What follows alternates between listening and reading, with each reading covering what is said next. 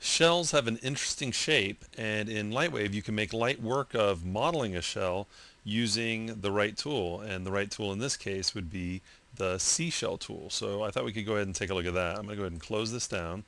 And the first thing to know about the seashell tool is it's pretty much like a distant cousin of the lathe tool. So it works very similar to the lathe tool. So we need to start off with some kind of flat shape. I'm just going to use a disc.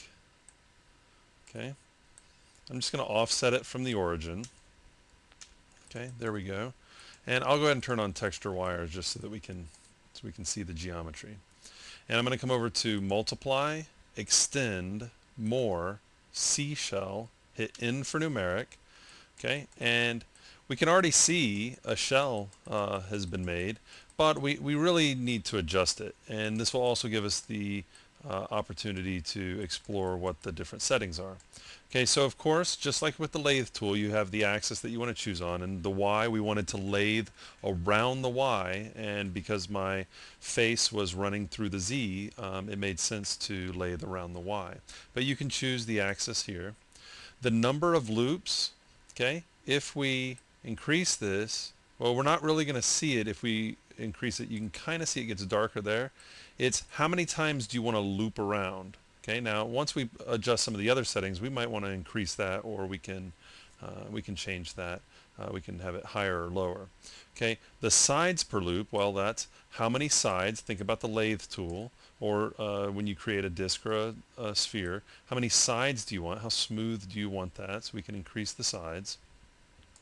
The shift is really just another name for offset. Remember in the lathe tool, there's an offset from the start to the end of the lathe. Well, here it's shift. So we can use the shift setting to shift it away. Okay, so that it's not right on top of each other. If we lower that, everything is just right on top. We have one, it's just barely shifting, and it's not enough to get off of the geometry. So I'm going to raise that a little bit. The scale is kind of like taper. It's, do you want to scale? Do you want it to get smaller as it goes? And you know, when we were looking at that image of the shell, it kind of looked like that. But it depends on what you're going for. Okay, so I can start increasing the size, and it doesn't taper as much. So I am going to have it scale down.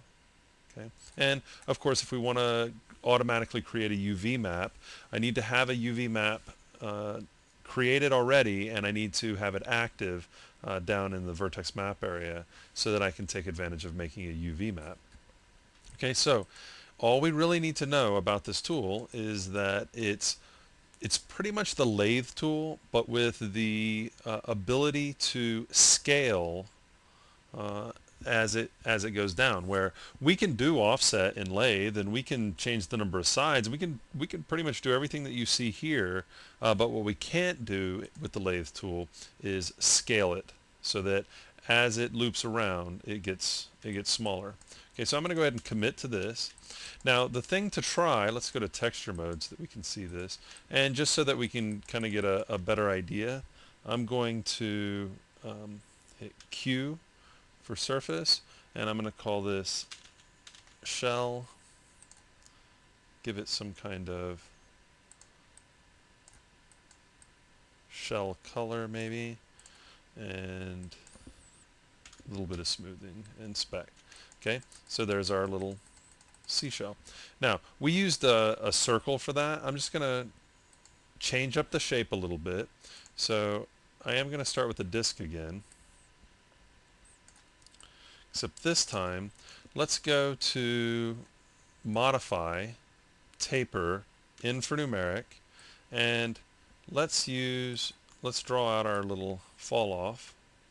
And I'm just going to change this size up a little bit. Okay. And I'm going to stretch it just a little bit, something like this, more of a diamond shape. Okay.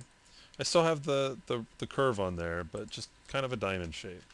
Okay, and we'll use the seashell tool on that. So we'll go back over to multiply, extend, more, seashell, in for numeric. Okay, and right now it's right on top of itself, but if we shift it, Okay.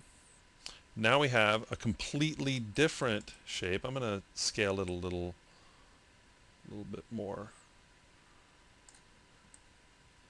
and drop down the shift a little bit.